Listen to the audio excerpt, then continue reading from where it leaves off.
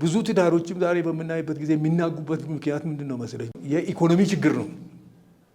ቴክስት ተልኮልኝ ነበረ ወደ 16100 ምናምን። እኔ በጣም ነው የገረመኝ። እንደ ግሌ ለሀገር የሚያስፈልጉት እንደዚህ አይነት ንጹህ ዴዲኬትድ የሆኑ ታማኝ የሆኑ ወጣቶች ያስፈልጋሉ ለኢትዮጵያ። ስሜ ዳኘ በላይ ይባላለሁ። እዚሁ አዲስ አበባ ነዋሪ ነኝ። ቦሌ ክፍለ ከተማ ወረዳ 13 እዛው ነዋሪ ነኝ እና ባለትዳርና የአንድ ሴት ልጅ አባት ነኝ። አሚጎስን የማውቀው ምንድነው በማስታወቂያ ስራዎች ይሰሩ ነበር። 2013 2012 13 ይሁን አላውቅም። ገንዘብ እንትን እፈልግ ነበረ። ቤት ለመስራት እቅድ ነበረኝ። መሬት ስላለኝ ቤት ለመስራት ፕላን ስለነበረኝ ገንዘብ ጥረት ስላለብኝ በዚህ ምክንያት ብዙ የነዚህ ማይክሮ ፋይናንሶችን ያጠያይቁ ነበር፣ እያፈላለኩ ነበር። አሚጎስ ጓደኞቼ ናቸው የነገሩኝ። መስሪያ ቤት ውስጥ ባይገርም ስለ አሚጎስ እንደዚህ የሚባል አለ ተባለ። መጥቼ እዚህ ፒያሳ አካባቢ አገኘኋቸው፣ አነጋገርኳቸው። ሼር ገዛው፣ ሼር ሆልደር ሆንኩኝ።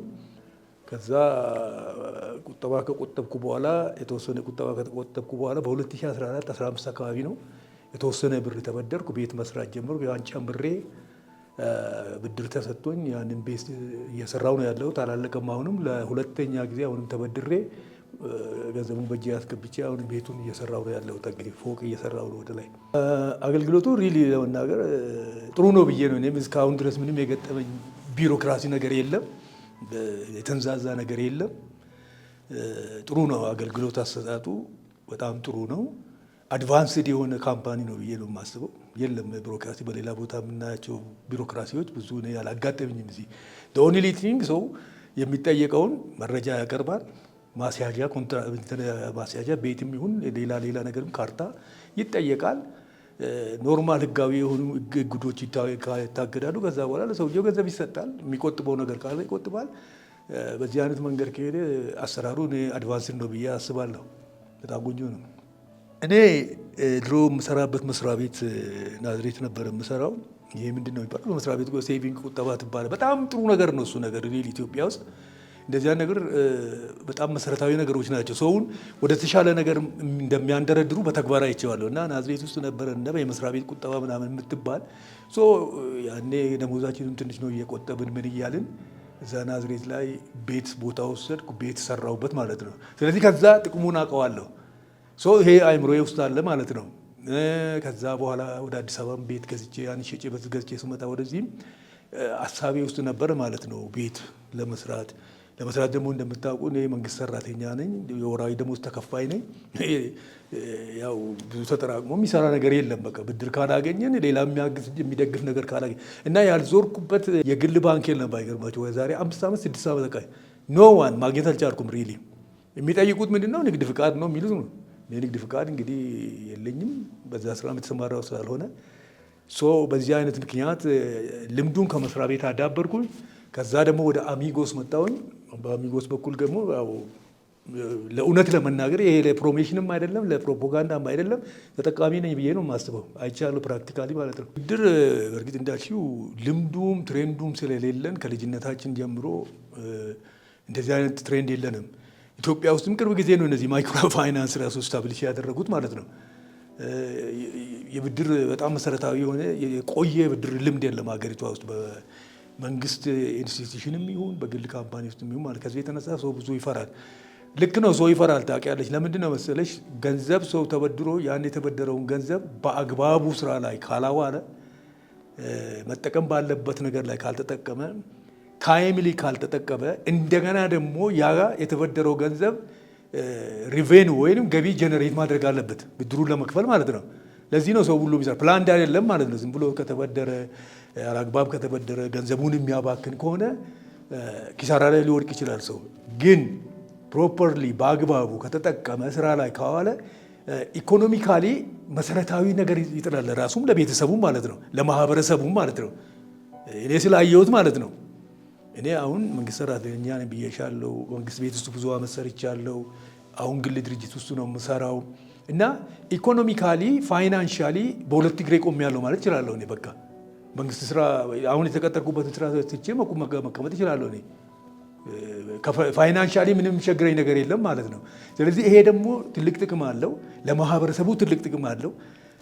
ብዙ ትዳሮችም ዛሬ በምናይበት ጊዜ የሚናጉበት ምክንያት ምንድን ነው መሰለች? ብዙ ጥናት የተጠናው ነገር ሳይ ምንድን ነው የኢኮኖሚ ችግር ነው። ኢኮኖሚ ችግር ሰው እውነት ነው፣ ሰው ኢኮኖሚ ችግር ካለበት መጋጨቱ አይቀርም። ለዚህ ደግሞ እንደዚህ አይነት ብድር ተቋማት መፍትሄ ይሆናሉ ብዬ አስባለሁ። ሰዎች በትክክል ከተጠቀሙበት መፍትሄ ይሆናል፣ ይጠቅማል። እንደገናም የሰውን ህይወትም ሊለውጥ ይችላል። ስለዚህ ብድር የሚያስፈራ ነገር የለም። ዘ ኦንሊ ቲንግ ሰውየው ማን ነው የሚበደረው? ፎር ዋት ፐርፐስ፣ ምንድን ነው ጀነሬት የሚያደርገው፣ ምን ያገኛል የሚለውን ነገር ሰውየው ካልኩሌት ካደረገ መሰረታዊ የሆነ የኢኮኖሚ ለውጥ ያመጣል ብዬ አስባለሁ። ባለፈው ዓመት 51 ነጥብ ነው 52 ነጥብ ምናምን ነበር መሰለኝ ዲቪደንድ ሼር ዲስትሪቢዩሽን የተሰጠው። በዚህ ዓመት ደግሞ 53.19 ነበር መሰለኝ እና ቴክስት ተልኮልኝ ነበረ ወደ 16100 ምናምን። እኔ በጣም ነው የገረመኝ። የነበረኝ ሼር ስንት ነች? 30,000 ብር ነው ሼር የነበረች እና ኦልሞስት ከ50% በላይ ትርፍ አግኝቻለሁ ዲቪደንድ ማለት ነው። እና እኔ ያኔ ምንድን ነው የፈጠረብኝ እነዚህ ሰዎች ይሄ ሼር ካምፓኒ እንደዚህ አይነት ኢንቲቲዎች በጣም አትራፊዎች ናቸው። እነዚህ ሰዎች በጣም ማህበረሰቡ ውስጥ ገብተው እየሰሩ ነው፣ መሰረታቸውን አስፍተዋል። ስለዚህ በቦስ ሳይድ ጥቅም አለ። አሁን ሰውም እየተጠቀመ ነው፣ ካምፓኒም እየተጠቀመ ነው። እና ይሄ የሼር ክፍፍሉ የትም እኔ አላየሁም። የትኛውንም ባንክ እናክል የሚሰጥ ባንክ ያለ አይመስለኝም። ከ53% በላይ ዲቪደንድ ዲስትሪቢዩት የሚያደርግ ባንክ እኔ አላየሁም። ስለዚህ ማይ ፈርስት ታይም እኔም እስከማውቅ ድረስ አሚጎስ ላይ ያየሁት የሼር ክፍፍል እኔ በጣም አስገርመውኛል። ስለዚህ ያንን ሼር እንዳውም ምንድነው ካፒታላይዝ አድርጉልኝ ብዬ እኔ እዛው ነው ጠቅላላውን ገንዘብ እዛ የተውኩት ማለት ነው። ስለዚህ አሁን ገንዘብም ቢኖር ለወደፊቱ ይሄን ሞር ከፍ ለማድረግ እፈልጋለሁ ማለት ነው። በጣም ጠቃሚ ነው። እንግዲህ ለወደፊቱ ማስበው ነገር እንግዲህ ያለን የፋይናንስ ሪሶርስ ይሄ ካምፓኒ ነው፣ ይሄ እንትን ነው ሼር ካምፓኒ ነው። ስለዚህ አሁን ቤቴንም በዚህ ለመጨረስ እፈልጋለሁ ለማጠናቀቅ። ምናልባት ለሶስተኛ ጊዜ በምበደርበት ጊዜ ቤቱን ጠቅላላ ጨርሶ አጠናቆ ለስራ የሚያውል ገንዘብ ለመበደር ፕላን አለኝ። ከዛ ውጪ ደግሞ እንዳልሽው ያው ሌላ አማራጭም ስለሌለ መኪናም ያስፈልገናል፣ የግል መኪናም ያስፈልገናል። ያችን ከዛ ያንን ከከፈልኩ በኋላ ደግሞ የግል መኪናም ለመግዛት እንደገናም ደግሞ ያው ጡረታ በምንወጣበት ጊዜ ስራ መሰራት አለበት። ከኔ ጋር የሚሄድ ከፕሮፌሽን ጋር የሚሄድ ስራዎችን መስራት አስባለሁ ማለት ነው። ይሄ እቅድ አለኝ ማለት ነው ወደፊቱ።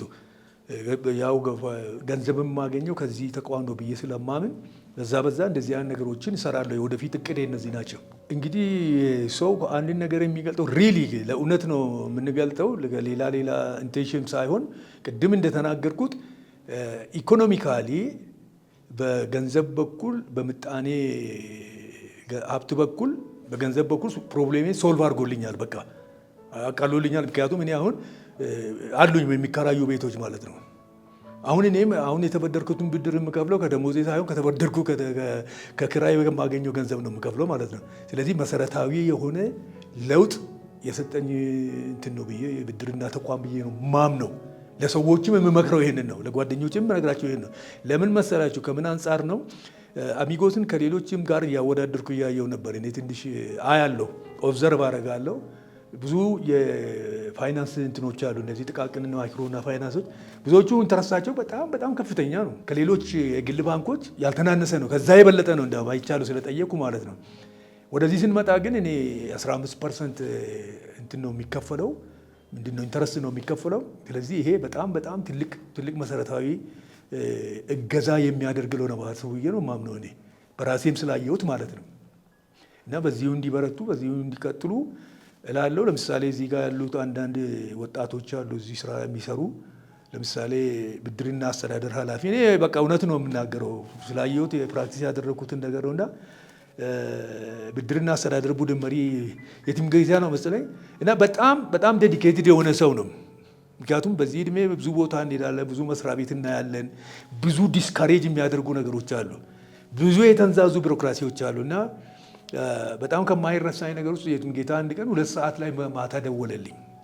እኔ የሆነ ፕሮግራም ላይ ነበር ከሰው ጋር አላነሳሁትም ስልኩን። እንዲያውም ወደ ውጭ ወጥቼ አነሳውና ጠየኩት፣ ምንድን ነው የትምጌታ ስለው አቶ ዳኝ ወረቀቱ ነገ ባለቤቱን ይዘው መጥተው እንዲፈርሙ ውሉን እንዲፈርሙ አለኝ። እኔ ኢትስ አሜዚንግ ማይ ፈርስት ታይም እንደዚህ የሰው ደውሎ በስራ በእረፍት ሰዓቱ ደውሎ ባለሙያ እንደዚህ ሲያነጋግር እውነቴን ነው የምላችሁ ኢትስ ማይ ፈርስት ታይም የመጀመሪያ ጊዜ ነው። ይሄን እኔ ኢንከሬጅ ማድረግ እፈልጋለሁ። በግልም እንደ ግሌ ለሀገር የሚያስፈልጉት እንደዚህ አይነት ንጹህ ዴዲኬትድ የሆኑ ታማኝ የሆኑ ወጣቶች ያስፈልጋሉ ለኢትዮጵያ እንድንለወጥ ከተፈለገ ማለት ነው።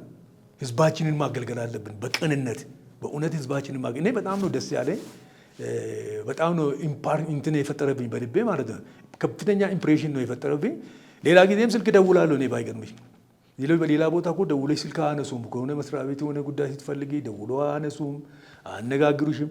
የትም ጌታ ወዲያውኑ ከደወልኩ ያነሳል። ካላነሳ እንኳን እንዲህ ላይ ነበርኩ አቶ ዳኜ ብሎ እንደገና ይቅርታ ብሎ ይደውልልኛል። እኔ ይሄ ራሱ አንድ ሳቢ ነገር ነው ለእኔ አሚጎስን እንድወድ የሚያደርገኝ ነገር ነው። ቢሮክራሲ ቢኖረው የተንዛዛ ቢሮክራሲ ቢኖረው እኔ አልመጣም እዚህ ቤት ባይገርም ዞር ብያችሁም አላያችሁም ባይገርም። ለምን ዋይ ሹድ አይ ዌስት ጊዜን ለምን አጠፋለሁ? ጉልበቴን ለምን አጠፋለሁ? ገንዘቤን ለምን አጠፋለሁ? ግን እንዲህ አይነት ነገር በሚኖርበት ጊዜ አገልግሎት ትረስትፉል በሚሆንበት ጊዜ አንድ ካምፓኒ ሰራተኞቹ ትረስትፉል በሚሆኑበት ጊዜ ማንም ሰው ሳይጋብዝ ወደዛ ስፍራ ነው የሚሄደው ባይገርም። ለዚህ ነው አሚጎስ 53% ምናምን ከዛ በላይ እኮ ያተረፈው ዲቪደንድ የሰጠው። ይሄ እኮ የሚያሳየው ዜሪሰም የሆነ ነገር አለ ማለት ነው። የሆነ ጉድ ቫሊዩ አለ ማለት ነው። ስለዚህ እንደዛ ነው እኔ የምገልጸው። እሺ ማመስገን የምፈልገው አካላት ቅድም እንዳልኩሽ እዚህ ብድርና አስተዳደር ላይ ያሉ ልጆች መሐንዲሶች አሉ። ብድርና አስተዳደር ያሉ መሐንዲሶች፣ ፋይናንሶች እና ዘሆል ማኔጅመንትም ደግሞ ያው መቼስ ሰው ተከታዩን ነው የሚመስለው እና ማኔጅመንቱንም ባላቃቸውም እነሱን ሁሉ ማመስገን እፈልጋለሁ። እግዚአብሔር ይስጥልኝ እላለሁ። አሚጎስ አሁንም ይደግ ለኢትዮጵያ ሕዝብ፣ ለድሃው ለኢትዮጵያ ለሀገሬ ሕዝብ፣ ለገበሬውም፣ ለመንግስት ሰራተኛውም እንድትደርሱ እላለሁ፣ እንድትረዱት እላለሁ። ታንኪዩ